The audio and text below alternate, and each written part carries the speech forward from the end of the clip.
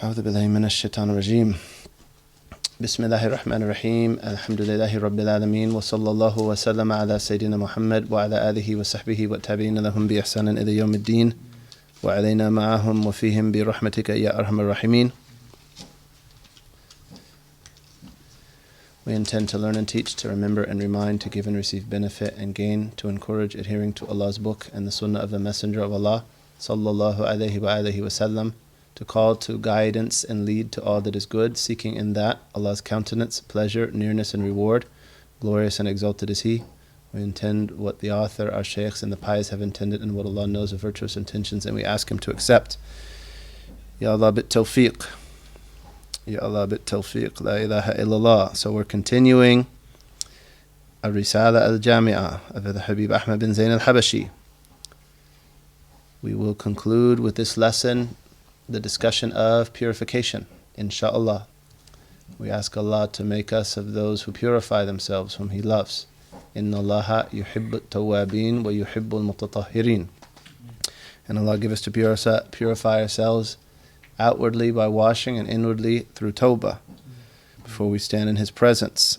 So our objectives in the last lesson was that you be able to perform a valid ghusl, that you be able to define ghusl. So hopefully you acted on knowledge, and those who were required or recommended to perform a ghusl, for instance in the case of Jumu'ah, did so. And hopefully we acted on the knowledge that we learned, and that's the benefit of lessons. Some of them defined a realized person spiritually as someone who had an understanding of the religion and acted upon what he learned. So Allah bequeathed him knowledge of what he did not know. فَقِيهٌ عَمَلَ بِعِلْمِهِ فَوَرَّثَهُ اللَّهُ عِلْمَ مَا لَمْ يَعْلَمْ. So may Allah grant us that. And that was the prayer that the author made for us in the beginning. As for the definition of ghusl, how did we define it? How did we define ghusl? Water running over the whole body with what? With a specific intention. What is an intention that is valid in ghusl? Aywa, nawaytu tahara lis-salah. I intend purification for prayer is valid in ghusl, and it is valid in wudu. What were the integrals, the obligatory integrals of ghusl?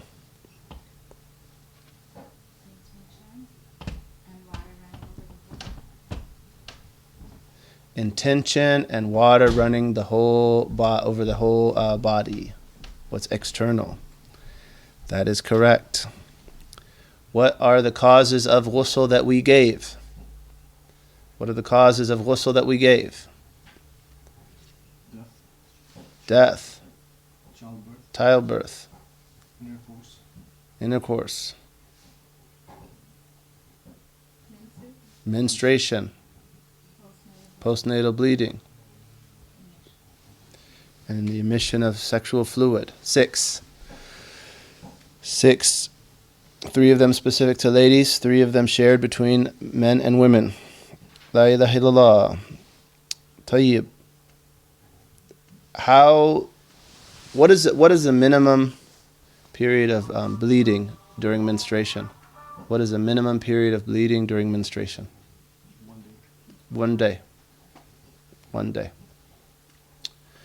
And the maximum? 15 days. That's right. Maximum. What's the minimum purity between 2 menstruations? 15 days. What is the minimum age of menstruation? 9 lunar years approximately. That is correct. Good, alhamdulillah. As a note, if we can silence all the devices, insha'Allah ta'ala. La ilaha illallah. Would you mind unplugging that too? My wife got it. La ilaha illallah. Tayyib. Bismillahir Rahmanir Rahim. In this lesson, we ask Allah that He enable us all to recall the things that break ablution, that nullify ablution. So we'll go over them. They are 4. Recall the conditions for when ablution is not broken due to sleep. Recall the 18 people who are unmarriageable, meaning the mahrams. The mahrams. The maharam in Arabic. And recall the conditions of prayer as listed here in Risala Al-Jamia. And if time permits, we're going to do those, inshallah. La ilaha illallah. So, we're going to talk about what breaks ablution. And there's a point here. This is a common error. Muslims commonly confuse ritual purity and physical purity. So you'll have people ask you, does touching a dog break your wudu? And the answer is no. Ritual purity is one thing and physical purity is another. So we're going to talk about the 4 and only 4 causes that break ritual purity in the view of the Shafi'i Imams.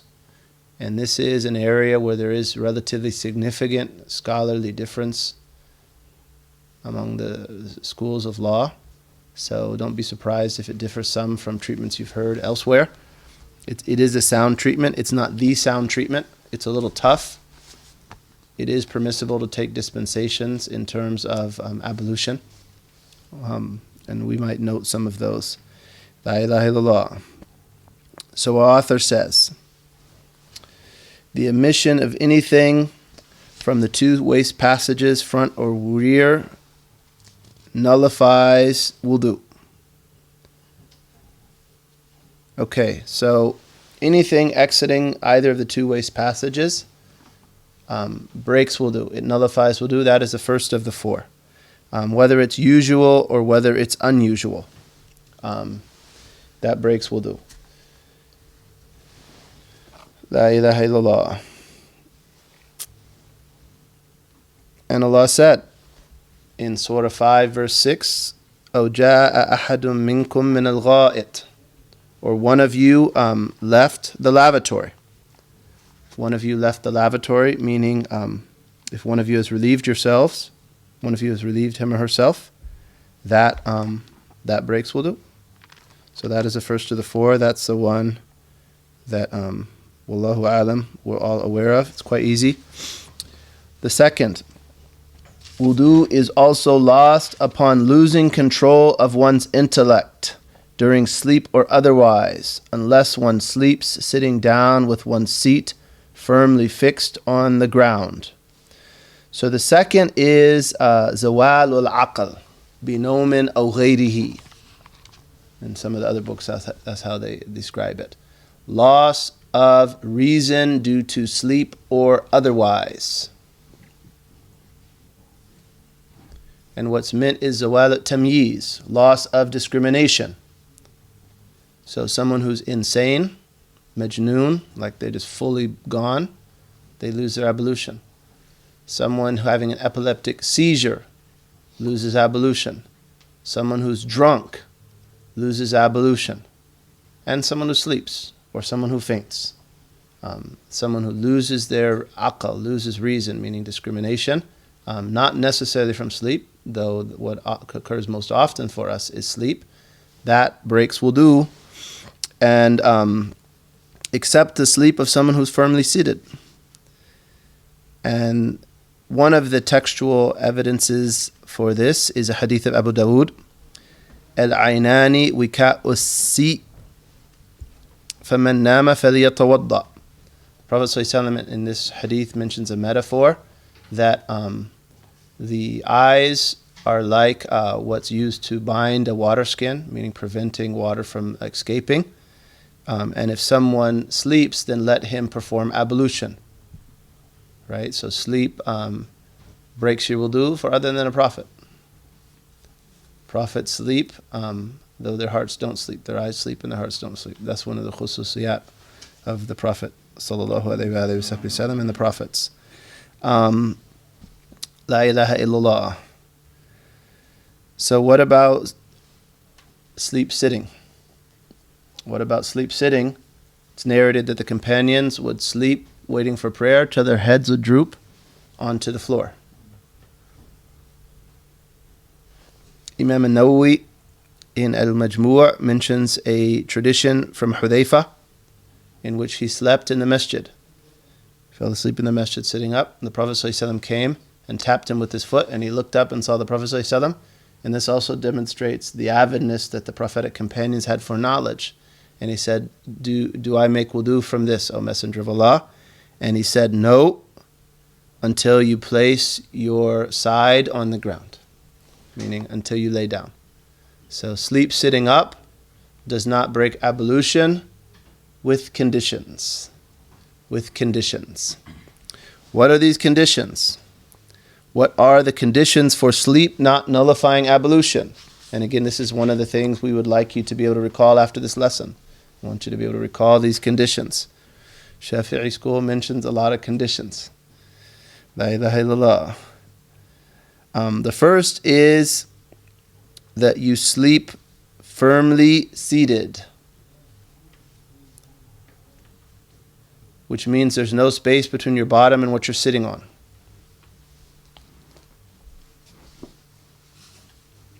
The second is that you wake up in the same position in which you slept. You don't start out sleeping sitting up like this, then wake up on your side.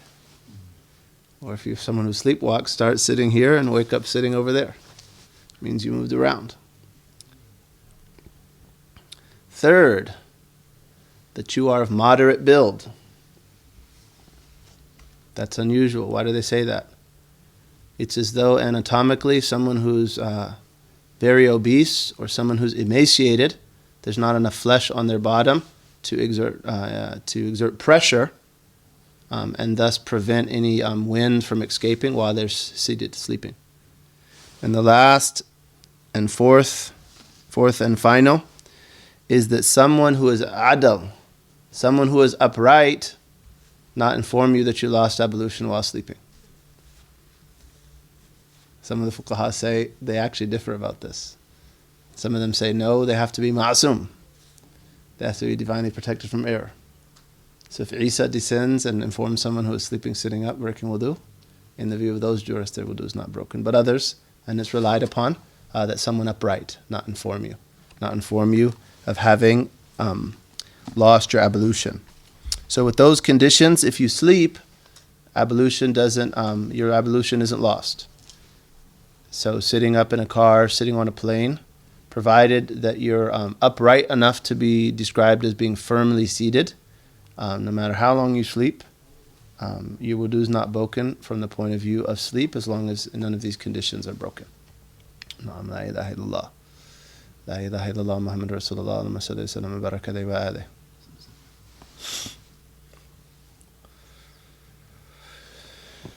So number three of the things that nullify ablution.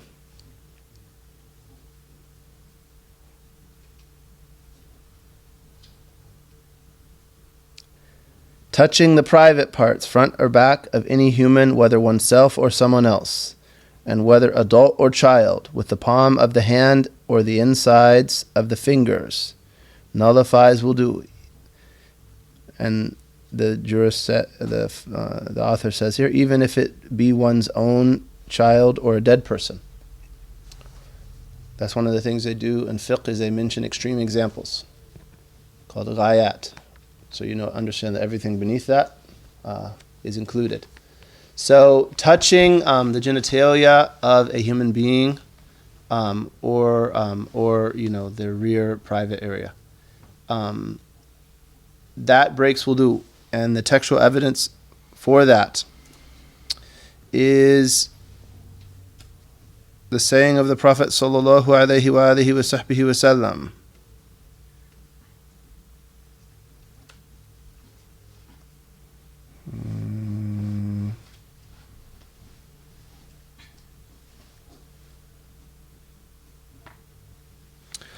And this hadith is in At-Tirmidhi and Ibn Hibban, as well as others.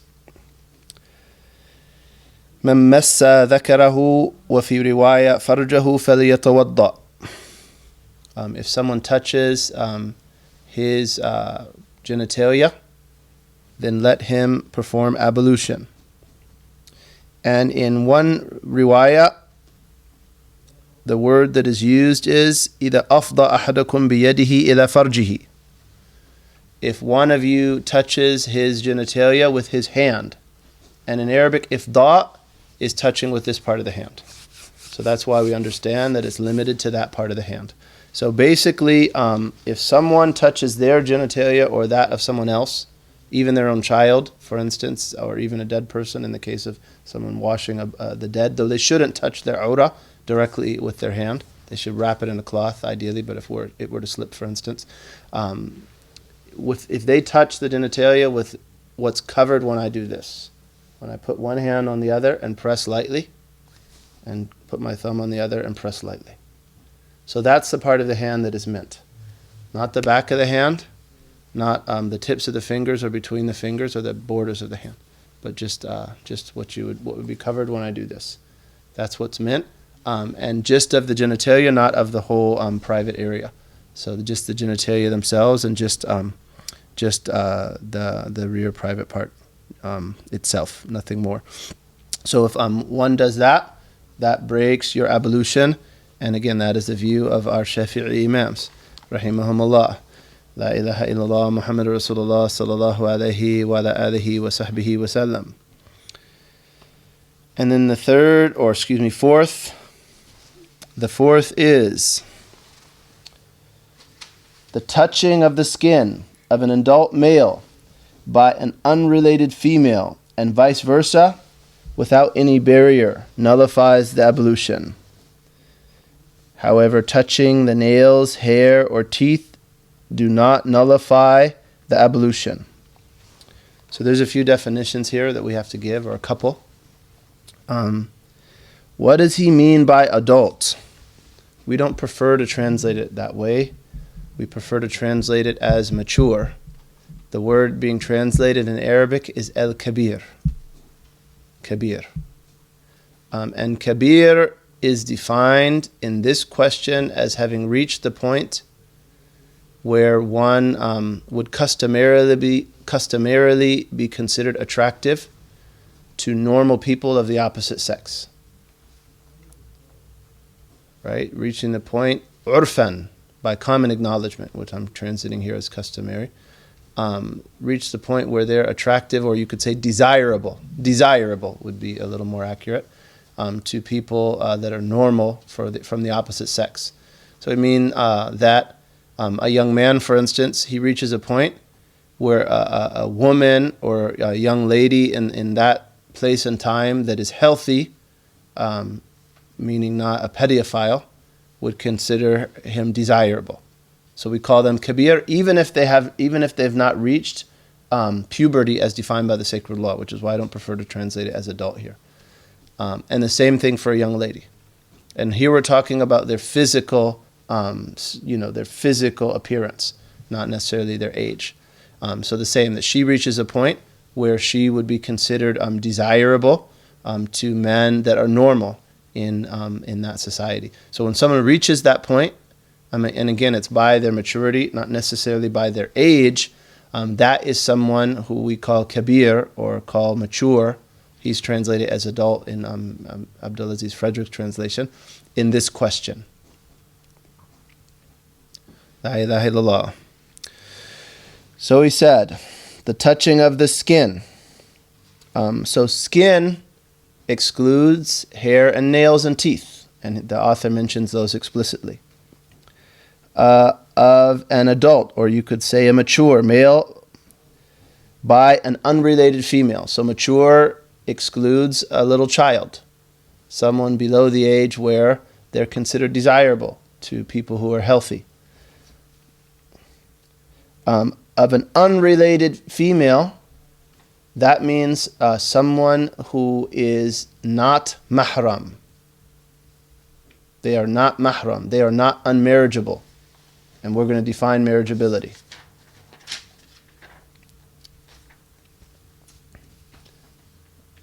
Without a barrier.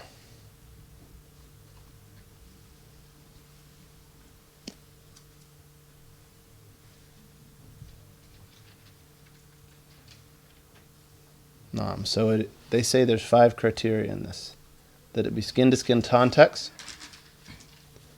that it be of two people who are mature, that their gender differ, that they be marriageable, and that there not be a barrier. So if one of those criteria is not fulfilled, wudu is not broken. So obviously the touching between people of the same gender, same sex, doesn't break wudu. If it's not skin-to-skin contact, it's hair or nails, it doesn't break wudu. If they're not both mature, wudu is not broken. If they are unmarriageable kin, wudu is not broken. And so on.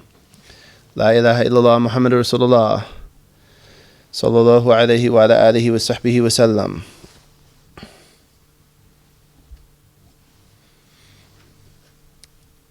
So those four,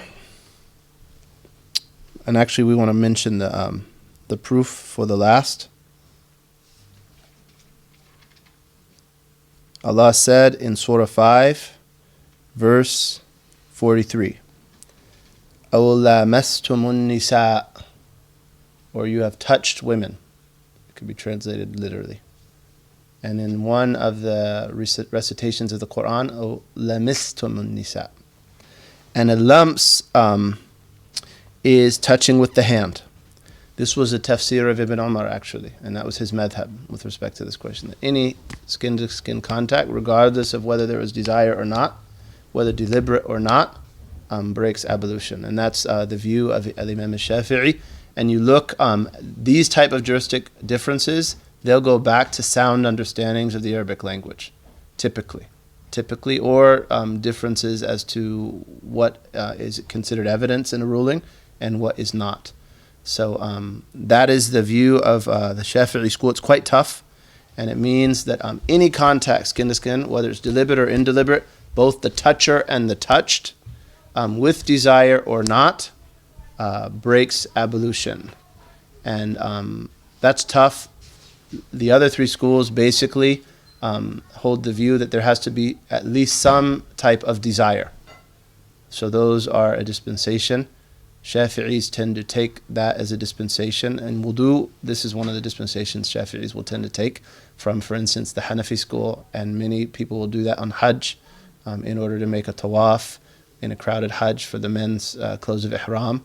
It's not easy not to bump into a woman, for instance, especially with the feet. So people will take that as a dispensation, and you'll find fatawa, reliable fatawa, allowing you to mix schools between wudu and salah as well. For instance, Amjad Rashid has a fatwa to that effect. Someone wanted to take a dispensation of the Hanafi school, for instance, with respect to this ruling and still pray. That is valid in the view of some of the Shafi'i muftis, though not valid in the view of others. And we'll refer you to a fatwa that's online. If you search this question under Sheikh Amjad Rashid in, for instance, the Qibla archives, you'll find it.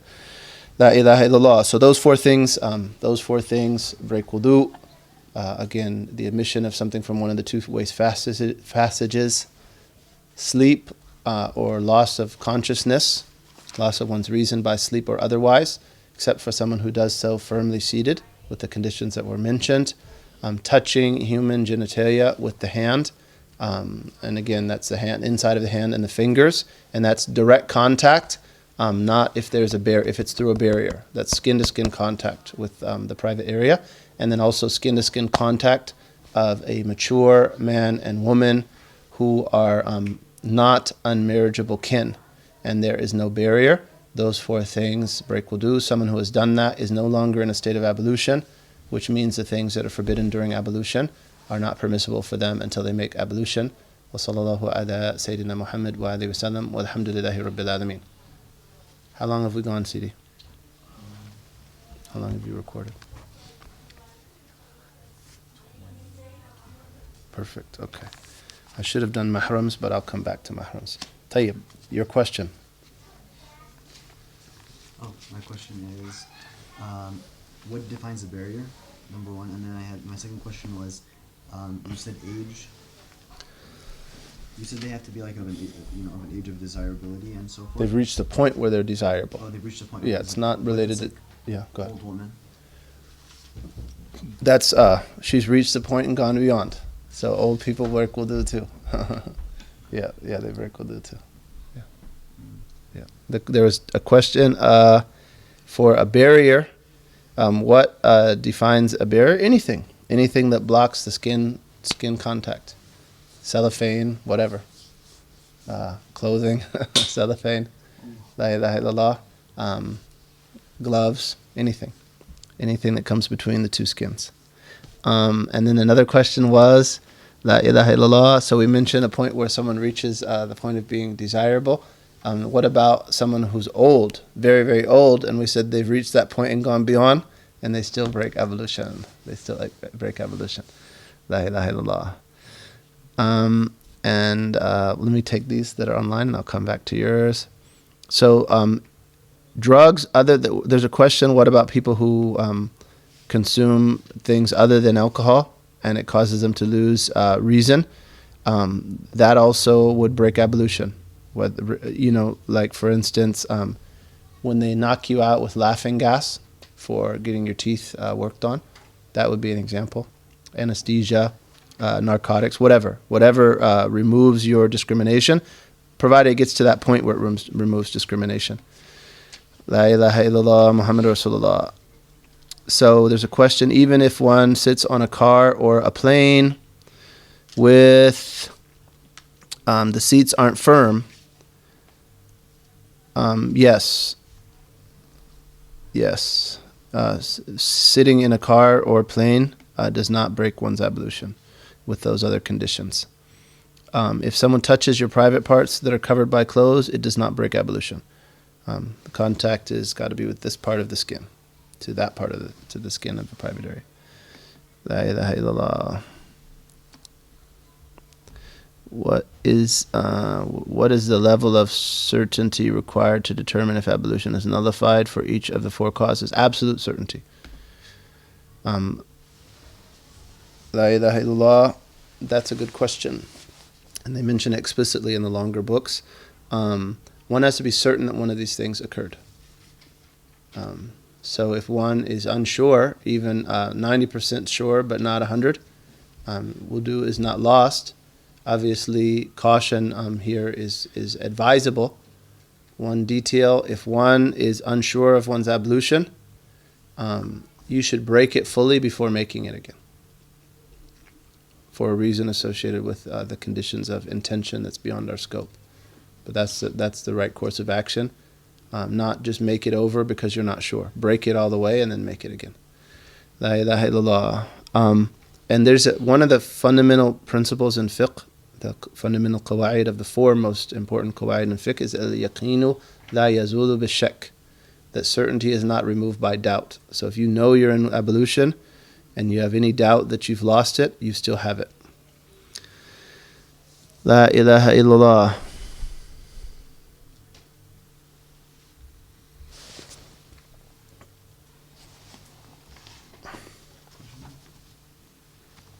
So another question, what if one isn't certain that a child reached the point of being desirable? Wallahu alam, the same principle applies. Then one's uncertain that one's lost wudu. La ilaha illallah.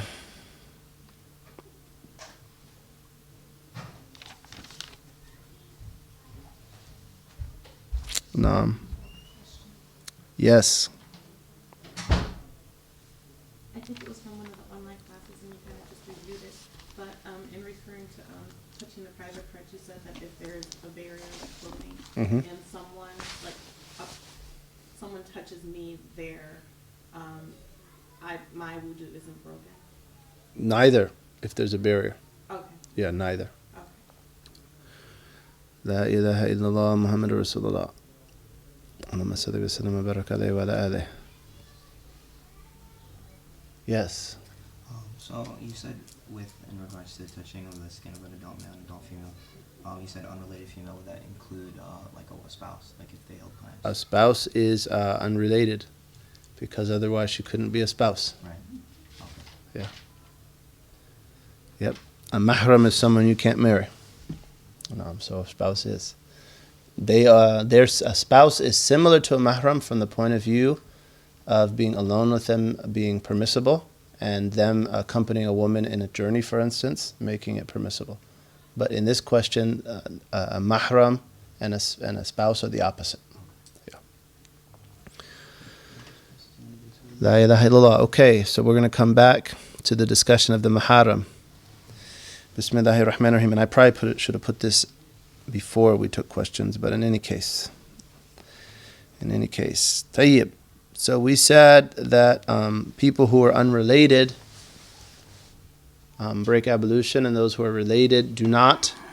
In Reliance of the Traveler, Sheikh Nuh Keller translates a word that's used in Arabic, mahram, as unmarriageable kin. So what is a mahram? A mahram, unmarriageable kin, are those who are forever forbidden to marry because of kinship, suckling, or being in-laws. By suckling we mean nursing. Nursing caused them to be forbidden for one another. So again, that's those who are forever forbidden to marry because of kinship, suckling, or being in-laws. Note we said forever. Forever excludes those that are forbidden to be married temporarily, because you cannot combine them as co-wives with other relatives of theirs, like two sisters. So sisters, your wife's sister is not mahram. Even though it is impermissible for you to marry her while you're married to your wife, because you can't join between two sisters. But she's not mahram because she's not forbidden forever, as opposed to the wife's mother, who is a mahram. She's forever forbidden once you've married the wife. So they are 18, meaning 18 types of people. La ilaha illallah. 7 due to kinship, and they are the ones mentioned in the verse. Speaking to men, Allah says, حُرِّمَتْ عَلَيْكُمْ أُمَّهَاتُكُمْ وَبَنَاتُكُمْ وَأَخَوَاتُكُمْ وَعَمَّاتُكُمْ وَخَالَاتُكُمْ وَبَنَاتُ الْأَخِ وَبَنَاتُ الْأُخْتِ. You are forbidden, or forbidden for you are your mothers, daughters, sisters, paternal aunts, maternal aunts, and the daughters of your brothers and daughters of your sisters. So those are 7. Allah revealed that, speaking in the context of men. If we apply it to both genders and translate it, it is parents on up. So your mother here is anyone who bore you or bore someone who bore you. Father here is anyone who, was a father of someone who is a father or mother to you, and on up. So it includes grandparents, both sides, and on and on. Children, the same. And on down. Children, grandchildren, half-children, their children, and on down. Siblings. Paternal aunts and uncles. Maternal aunts and uncles. Nieces and nephews from the brother of the individual, and nieces and nephews from the sister in the individual. So 7. Those are 7 due to kinship. The same 7 due to suckling, due to nursing. So the mother from nursing, and grandmother and on up. Who's a mother from nursing? A woman who nursed you. The children from nursing. Who's a child from nursing? The child who a woman nurses. It's not her biological child, but she nurses it 5 times with the conditions they mention in that chapter. Or the child who the man's wife nursed from milk that is due to a pregnancy between the two of them. And like that. And then the other relatives. So the same 7 are forbidden due to nursing, that are forbidden due to kinship, and that hadith is indicated in Muslim. So you got to be careful. You can make a whole tribe forbidden for yourself by nursing, and it should also be written down. Our Shaykh mentioned they had a wedding feast, And an old lady came and nobody really honored her as she should have been. So as she was leaving, she said, La ilaha illallah. No one paid us any attention and we nursed the bride and the groom. Mashi. Mashi zawaj. La ilaha illallah. And the problem is if you find out late, we determine that the marriage was never valid in the first place. They weren't ever married. It wasn't forbidden because it's a shubha. It's accidental. However, if they have children and so on, it's a big issue. It's a big issue. La ilaha illallah. And then 4 types of in-laws. 4 types of in-laws. Your spouse's parent. Your spouse's parent.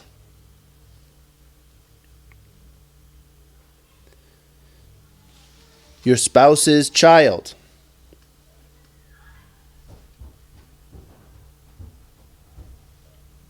Your child's spouse.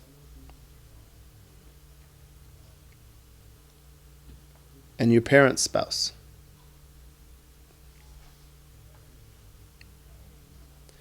There's a note about the spouse's child and the parent's spouse. The wife's daughter is forbidden only after consummation. And also, obviously, the mother's husband. Right? So if you marry a woman and she has a daughter, their daughter becomes forbidden with consummation. Consummation of the marriage, not before. Whereas the mother is if you marry a woman and she has a mother, her mother's forbidden immediately with the contract. La ilaha illallah Muhammad Rasulullah. Allahumma salli wa sallam wa baraka alayhi wa alihi. Alhamdulillah. So are there any questions on that? On the maharam? 18.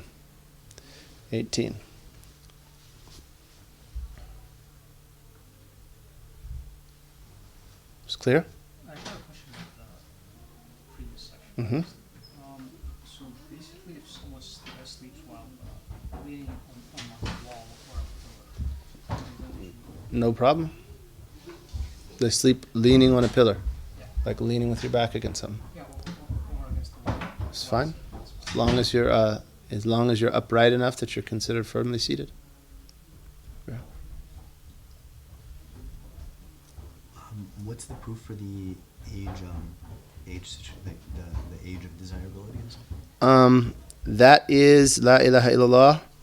That's ijtihad of the fuqaha. Yeah, that's ijtihad of the fuqaha saying that what's meant here is that the touching is likely to be something related to desire, so it has to be a desirable person as opposed to another. Yeah. And wallahu alam, it's actually an area of difference of opinion. Yeah. So some of the jurists even say touching a mahram breaks it. Say this, take the verse totally literally. Yeah. No. It might, wallahu alam, it might also be understood linguistically, because you don't call. It didn't say lamistumun al-inath, nisa or kibar, kabira. Wallahu alam. La ilaha illallah.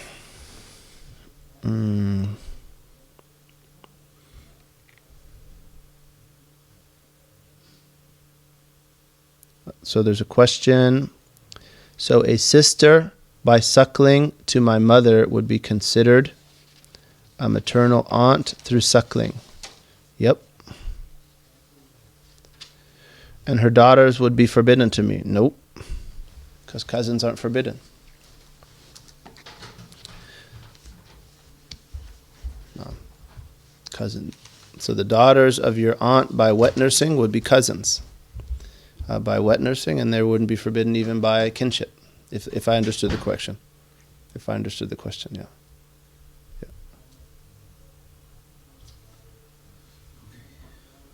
Now, Muharram, it's a little tough. That question is a little tough. One wants to maybe write it down and think about it a little bit. And certainly in doubt, in some of the obscure details, make sure before marriages take place that it is reviewed. La ilaha illallah. Any other questions? How long have we gone?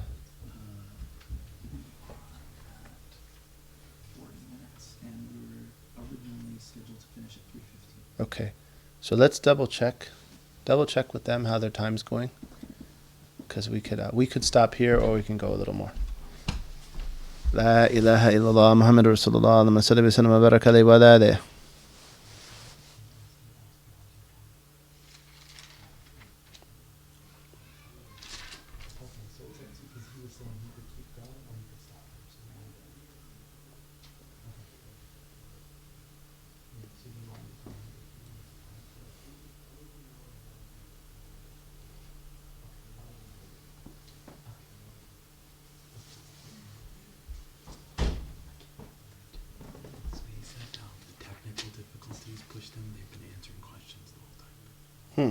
So are they going to cover any material? He said he really would like to. Okay, yeah. So he said, but it's up to you. No, let's do it, inshallah. Yeah, we could try to gain some time in the break. I wanted to cover shurut al-salat. Aywa.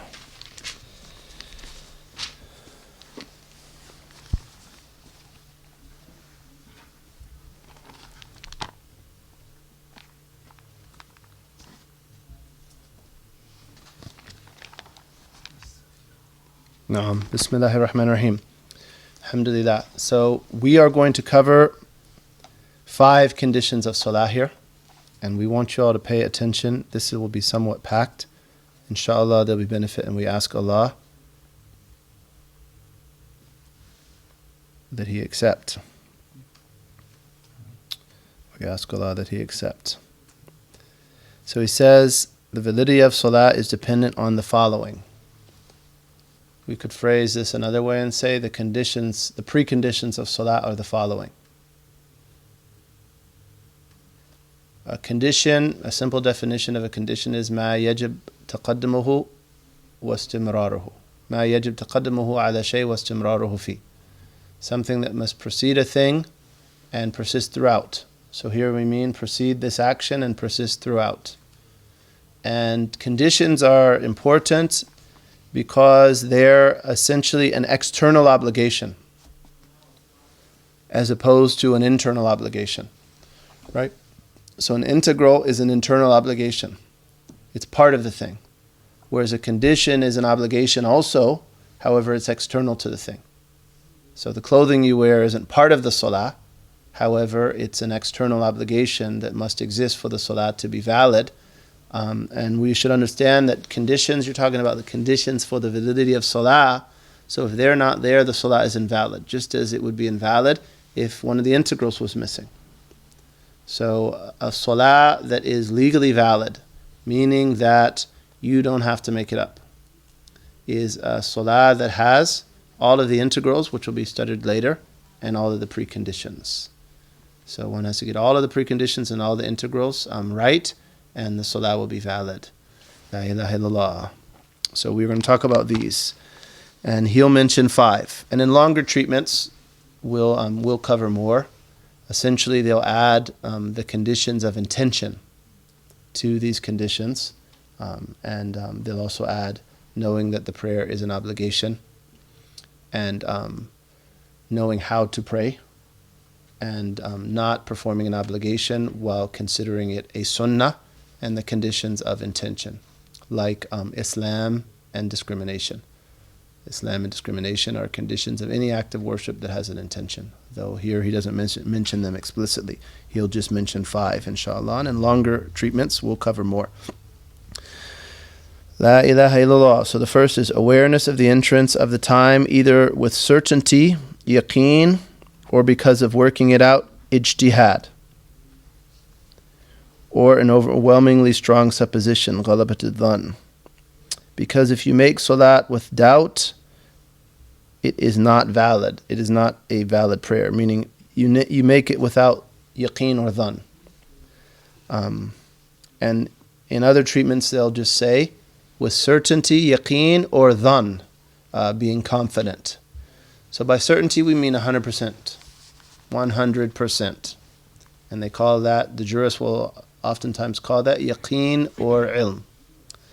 And dhann is above 50% and below 100%. Dhann, you're confident, but you're not sure. Shak is equal, 50-50. And below that's tawahum, just there being a possibility, and that's below 50. So here we're talking about either having certainty or dhan, that either you're sure or you're confident. Confidence has to be based on ijtihad. For instance, like you always recite Quran between Maghrib and Isha, and you always recite 2 juz. Allah increase the likes of those who recite 2 juz. Many of your uncles and aunties do that, maybe fathers and mothers. Recite, have a great wird of Quran. We should have a wird of Quran. So someone has a wird of Quran, for instance, and they always, whenever they recite after praying Maghrib, by the time they finish, it's well into Isha's time. They can do that. Just recite from Maghrib to Isha and then stand up and pray Isha. Because that is a sign by which they can make an ijtihad. La ilaha illallah Muhammad Rasulullah. We could expand on this and say that there are 5 levels of knowledge of the prayer time's entrance. And a scholar named Kurdi mentioned these in the commentary on Al-Muqaddim al-Hadramiyya, it's mentioned. Said the first is knowledge. You see the sun drop below the horizon. You see the light of dawn. You know how to measure the shadow, and you see the shadow increase after the zawal, after the midday, or after the istiwa. The second is you're informed by someone who has knowledge. Someone comes in and says, I just saw the sunset. Tayyib, let's pray. They inform you. Third is a level between being informed by someone with knowledge and ijtihad. So it's a level, it's not quite ijtihad, nor is it quite being informed by knowledge. And an example of that is reliable schedules and time devices. Reliable, meaning they've been tested. And from some testing, we would advise you not to push a prayer schedule that you haven't checked down to the minute on Dhuhr and Asr, especially. Because it has to be visually, the shadows movement and increase at Dhuhr, the shadow becoming longer at Dhuhr, has to be visually perceptible. And calculations are usually going to calculate it to a level of precision beyond human perception. And the Sharia is based typically on human perception, not on calculation. Locally, we had someone check a few months back, it was like 20 minutes. They couldn't perceive it before 20 minutes. And perhaps as an exercise, we could do that again now. During these days, see how it is, inshallah. Okay, so again, a schedule that's reliable can be used. That's an example. La ilaha illallah. A reliable call it a prayer, for instance, too, is of this level. The fourth level is making ijtihad, being able to do ijtihad, to endeavor to find the time from someone who can see. A level below that is from someone who's blind. In this case, they can do ijtihad, a blind person, whereas in the Qibla they can't, because all of the signs of the Qibla are visual. But in the prayer time, they can. And the Prophet ﷺ had a blind mu'adhin, Abdullah ibn Maktum. He was blind. He was mu'adhin. La ilaha illallah. And then the sixth is doing taqleed, not being able to make ijtihad yourself and following someone who did ijtihad. Hey, well, most of us are going to either know how to determine the time, especially like in Fajr and Maghrib and Isha, or we're going to use schedules. Again, don't press your schedule down to the minute. Give it a little bit of time for caution. Give it a little bit of time for caution. And La ilaha illallah Muhammad Rasulullah. So if someone just dives into the prayer, it seems like Dhuhr, Allahu Akbar. Even if they're right, the prayer doesn't count, because they weren't certain or confident based on ijtihad, or being informed by someone who had made ijtihad. La ilaha illallah Muhammad Rasulullah. And don't follow the madhab of Islam is easy. Islam is easy. Who cares where the Qibla is? Allahu Akbar. Ad-Dinu Yusr. It's as though someone said that to me once when we were praying in a plane. Dinu yasr. La ilaha illallah. Get a compass. Buying a compass is easy too. Not hard to buy the compass. It's not hard to buy a watch or print a prayer schedule. It's the difference between ease and negligence. La ilaha illallah. Okay, the next is, so that's the first. Awareness of the prayer time's entrance. Second is awareness of the Qibla. Awareness of the Qibla. We might also say facing the Qibla. Facing the Qibla. The Qibla is the Kaaba. The Qibla is the Kaaba. There's a strong difference of opinion in our school that it's the direction. There's a strong difference of opinion. And that's the view of the Hanafi school, that's the view of the Maliki school. The relied upon position is the Kaaba itself. Got to do your best to face the Kaaba itself. And again, facing is with your chest, not with your face. So if you turn the chest away from the Qibla, your prayer is broken. Not if you turn the face away. Though it's offensive to turn the face away. It is offensive to turn the face away from the Qibla. There are levels of knowledge of the Qibla as well. Such as knowledge. You're in al-Masjid al-Haram and you can see the Kaaba. If you're able to, you have to. If you're able to, you have to. Second is being informed by someone who has knowledge, someone who sees it. Then a level below that is ijtihad, endeavoring to work it out by, for instance, using the stars, using the North Star, using specific stars, using the sun, and so on. Below that is taqleed, is following someone who did ijtihad if you're not able to. There's a level between being informed by someone with knowledge and ijtihad. There's a level between those two, and compasses are at that level. Similar to that is someone in whose home it is, who tells you of the Qibla based on their knowledge. La ilaha illallah. Prayer niches. Prayer niches that are reliable establish the direction in a given area. When you are around a prayer niche that is reliable, you're not allowed to do ijtihad about the direction of the Qibla. But you can do an ijtihad, is it slightly to the right or slightly to the left? Not, is it 90 degrees away?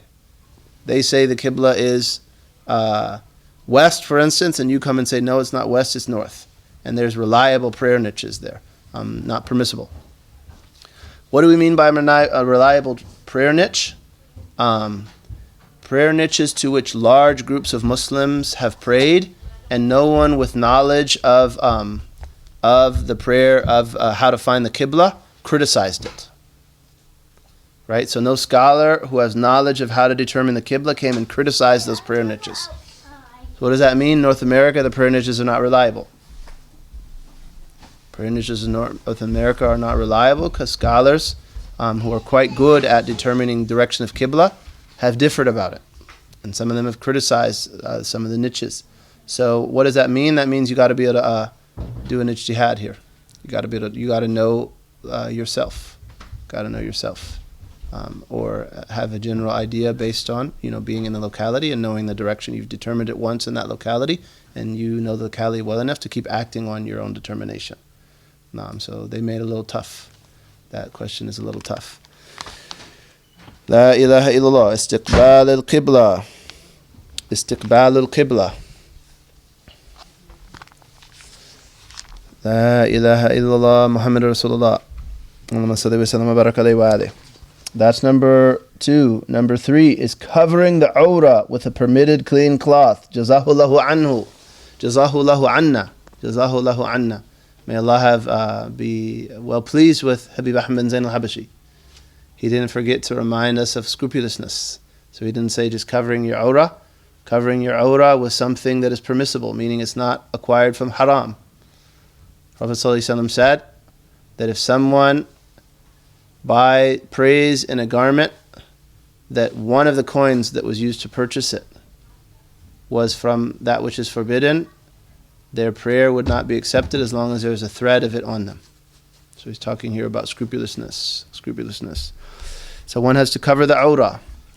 The awrah is legal nakedness. It's defined as what one is obliged to cover and forbidden to look at, meaning looking at on the body of others. The covering must be worn.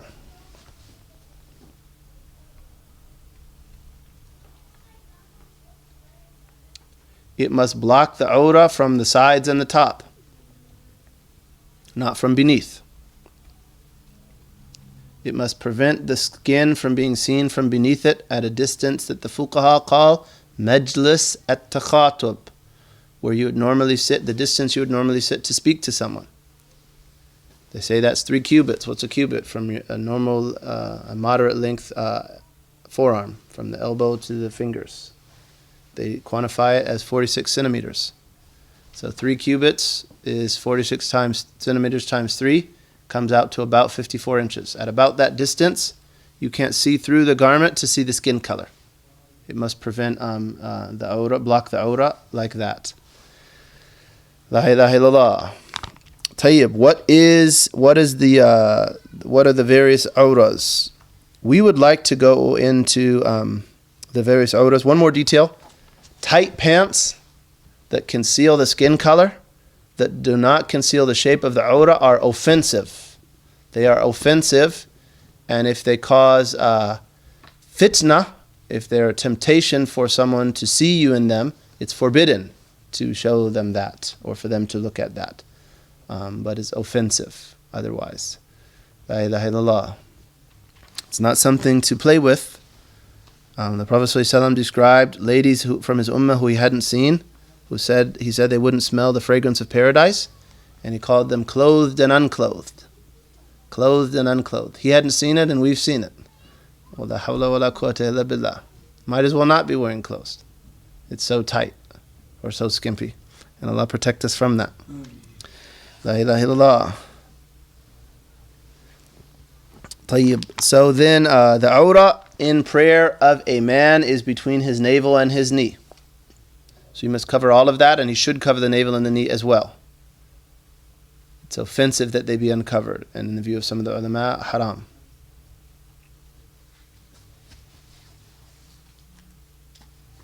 And for a woman, it is everything other than her face and her hands below the wrist. So that includes the feet, that includes the bottom of the feet. And that's an area of difference of opinion.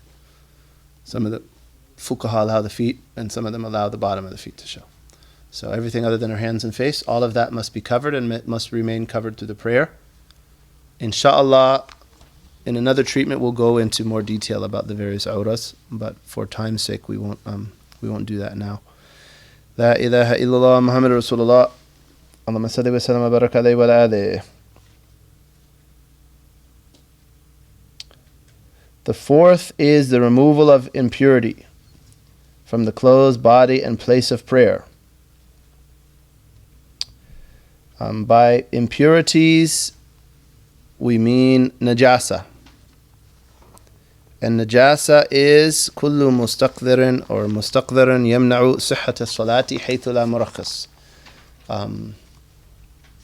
Filth that prevents the prayer from being valid when there is no dispensation. That's what we mean by najasa, by filth here, or by that which is impure here.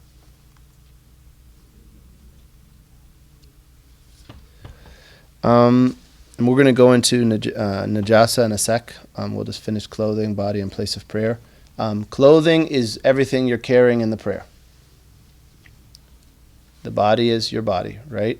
And the place of prayer is everything that your body or your clothing, as it was just defined, touches. That's the place of prayer. Praying near impure substances is offensive but not invalid. Standing on a large rug or prayer mat where there is najasa, provided it is not on what your body is touching or what your clothing is touching, is valid. Though if it's close, it's offensive. So like if this room is carpeted, for instance, it's a large space. A portion of the carpet could be impure and you could pray on another portion and it would still be valid. Though you couldn't stand right on top of, for instance, with your foot or under your knee or where your shirt dragged. That couldn't be impure. If that were the case, the prayer would be invalid. If the impurity was directly under your clothes, touching you or your clothing, meaning what you're carrying during the salah. And I mentioned that there's a fifth condition that we're adding to the author's treatment, and that is ritual purity. Ritual purity, which means that you don't have to make wudu or ghusl, that you've performed them properly.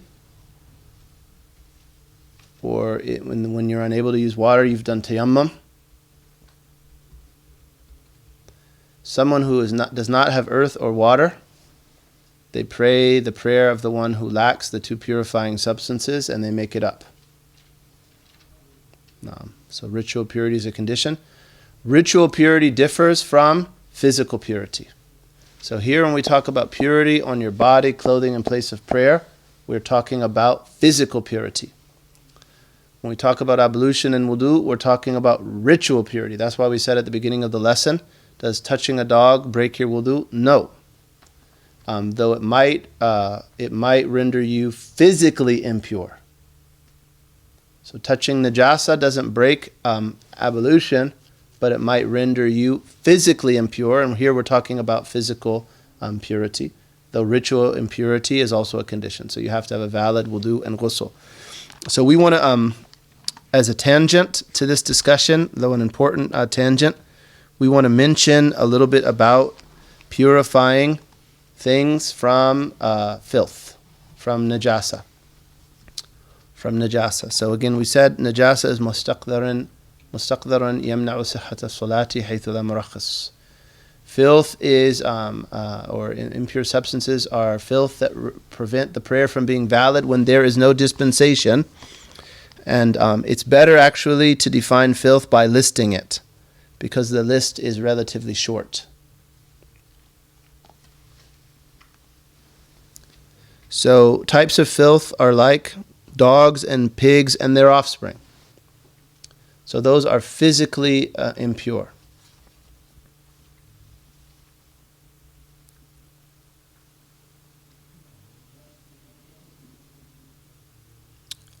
Liquids that intoxicate, like wine or other substances.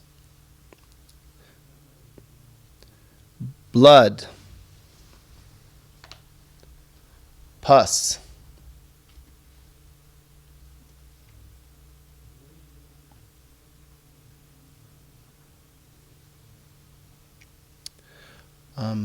things that are dead and have not been properly slaughtered, Islamically slaughtered, excluding humans, locusts, and aquatic life. Right? So an animal dead at the side of the road, or a dead fly, or a dead mosquito. They're impure even if they're excused sometimes. A dead locust is pure. Dead fish is pure. Humans are pure when they die.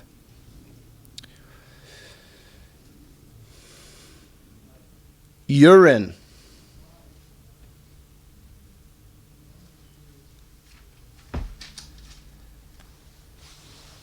Stool or dung of animals.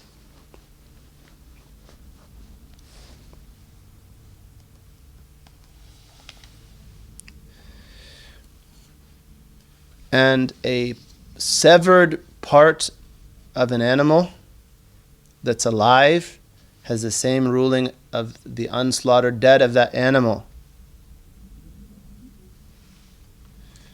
excluding hair and feathers and fur and so on.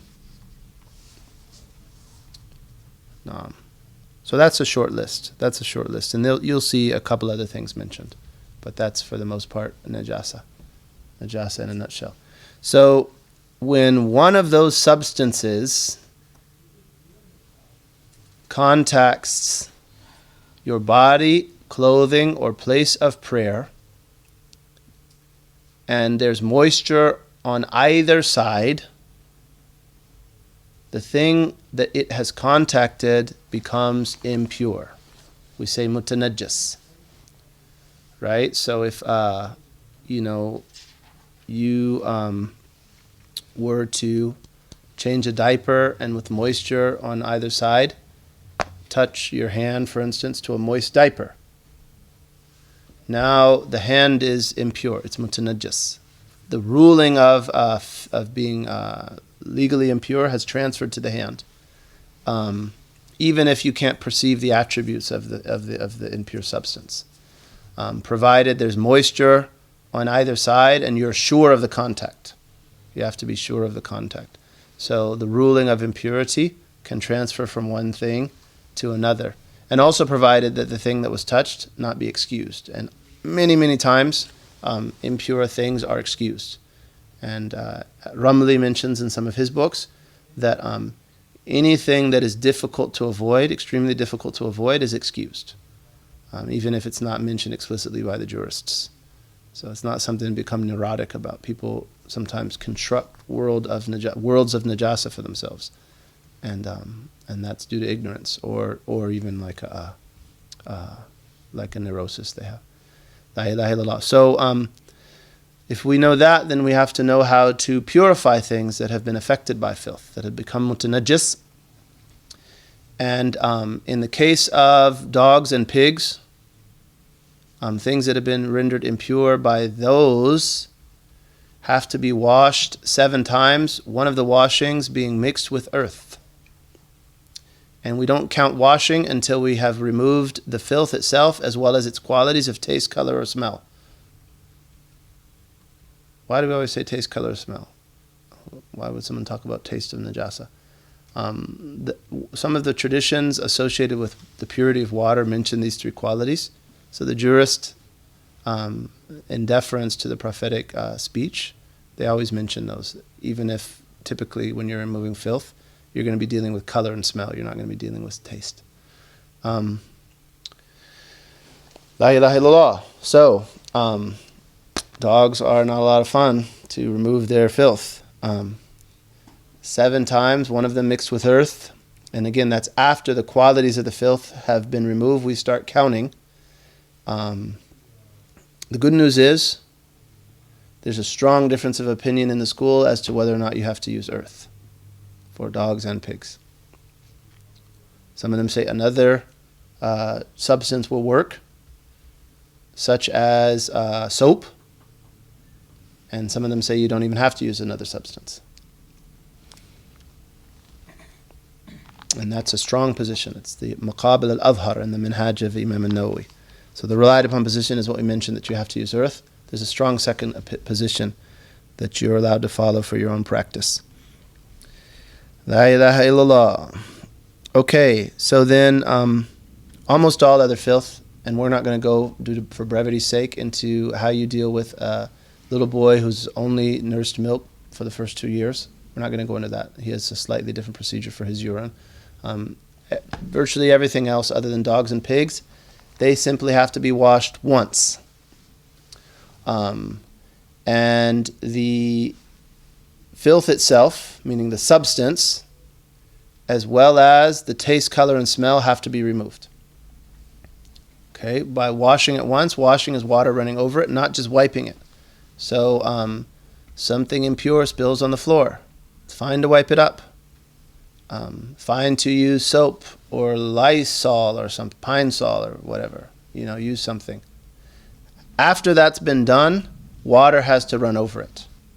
Until water's run over it, it's not pure. You're just scrubbing around najasa. It's wiping najasa around.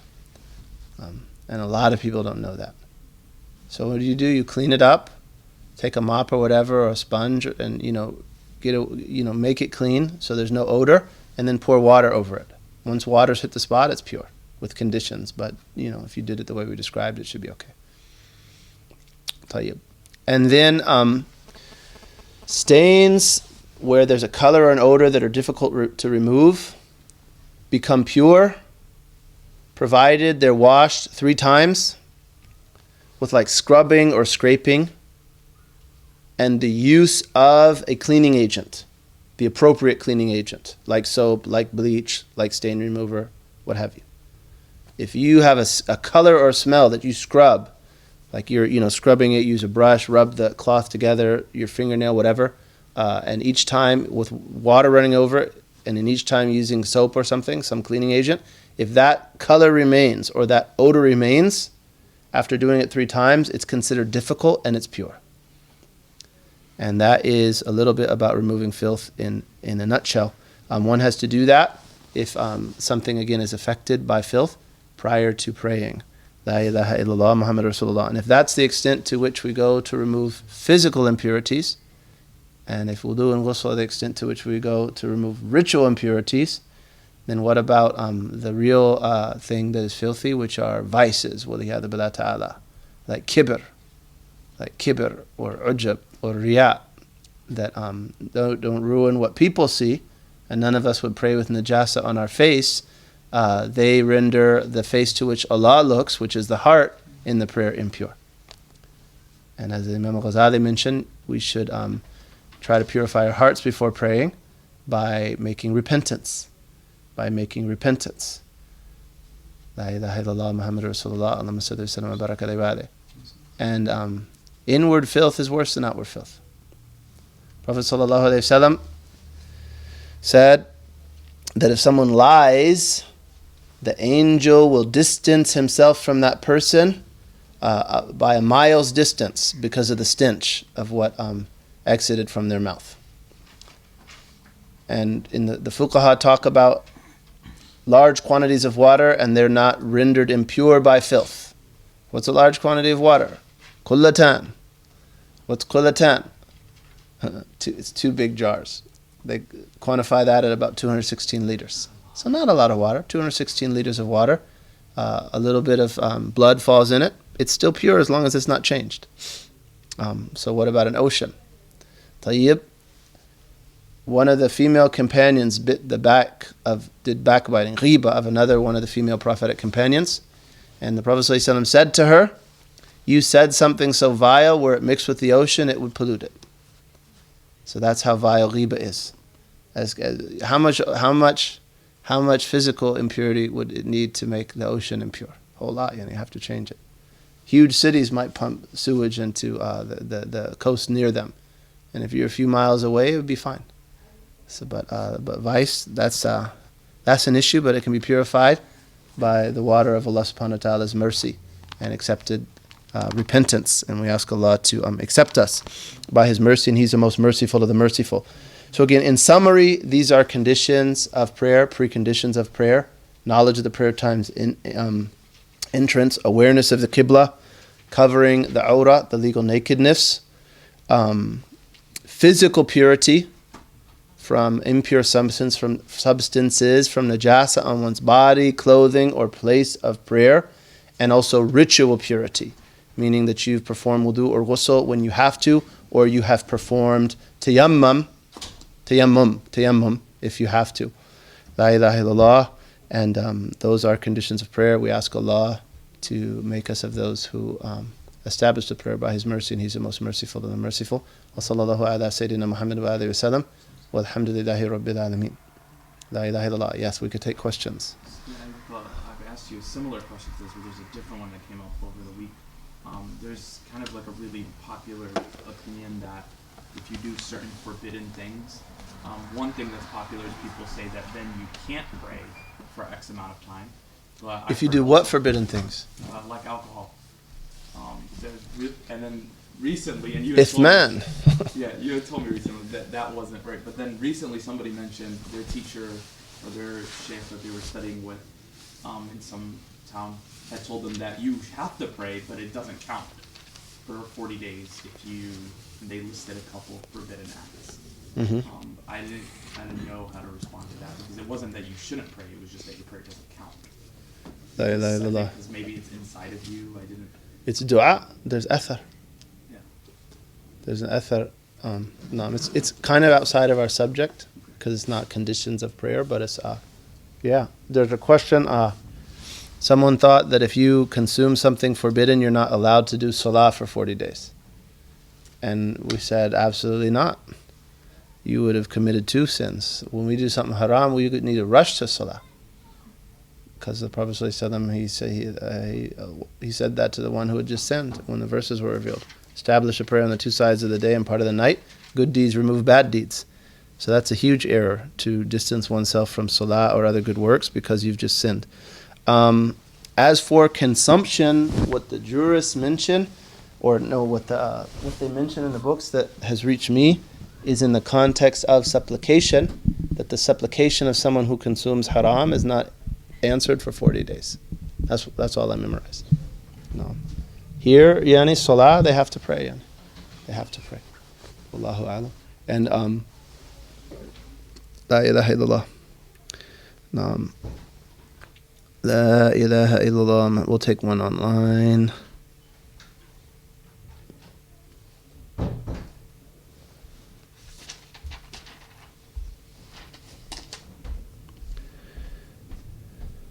If you're traveling on a plane, you have to do ijtihad. A dhan based on ijtihad is enough. If you want to find the prayer time or the qibla, you have to do ijtihad. And nowadays, planes tend to provide maps, even that are available for you in your seat. So you can get an idea of where you are and where you are with respect to night, and work it out. La ilaha illallah. Bear in mind that for plane trips, you have long prayer times because you can combine prayers. Ijtihad not being permissible around a reliable prayer niche is ijtihad in the direction. So you shouldn't pull out a compass and see if it's the right direction, but you could see if it was extremely precise using your compass. Touching a dry dog or pig or dry dung, fuel pellets, does not transfer filth to one. Correct. The jurists say something dry will not transfer filth to something dry. And there's no difference of opinion in that question. Al-jaf ma'al-jaf la yunajjis bila khilaf. La ilaha illallah.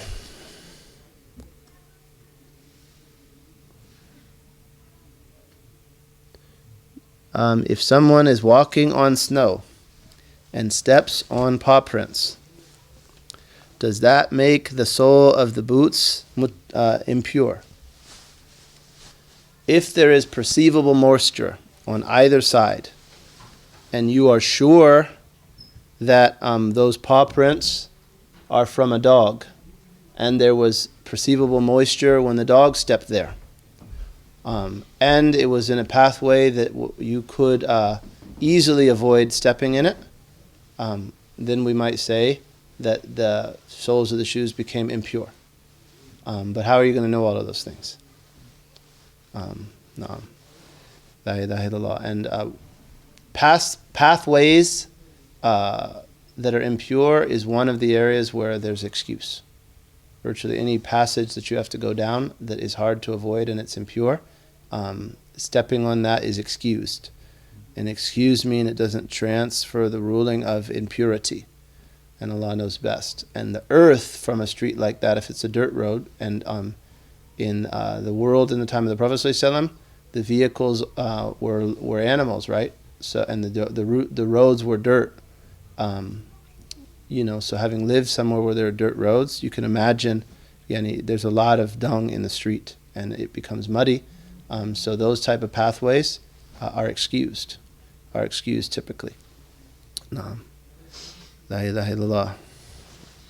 Okay, we should close because we're already way behind schedule. La ilaha illallah Muhammad Rasulullah. Yeah, go ahead. I just wanted to clarify the difference between physical and ritual. When we say physical, that means that you've contacted something like, that's been impure. And when we say ritual, it means we've done wudu and ghusl and so forth. Yep. The question was just a clarification of physical and ritual purity. And it's oftentimes it confused in the minds of Muslim common folk. So they'll say that, does touching blood break your wudu? Does touching filth break your wudu? Does touching a dog break your wudu? And the answer is no. So it doesn't break it, but you have to clean yourself up. You have to clean it off. No. Yep. Makes I sense. just had a quick question. Yes. If you're in a place of ritual impurity for an extended, long amounts of time, is it sinful to then delay your prayer? Because If you're where? If you're in a place of ritual impurity, or not physical impurity actually, is it sinful to delay your prayer to wait to make wudu? If you are not able if you're not able to, the question is if you're in a state of physical impurity, is it sinful to delay your prayer? And the answer is that you have to do what you can to purify yourself. And if you can't, you have to pray for the sanctity of the time.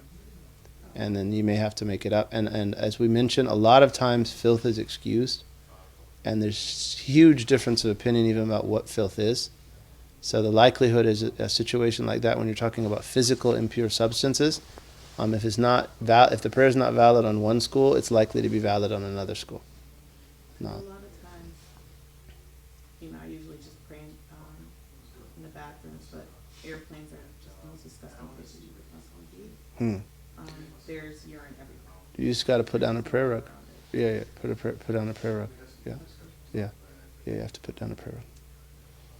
I don't know if it was mentioned right, but semen or vaginal discharge, is that not considered filth? Those are some of the things we didn't mention. And with the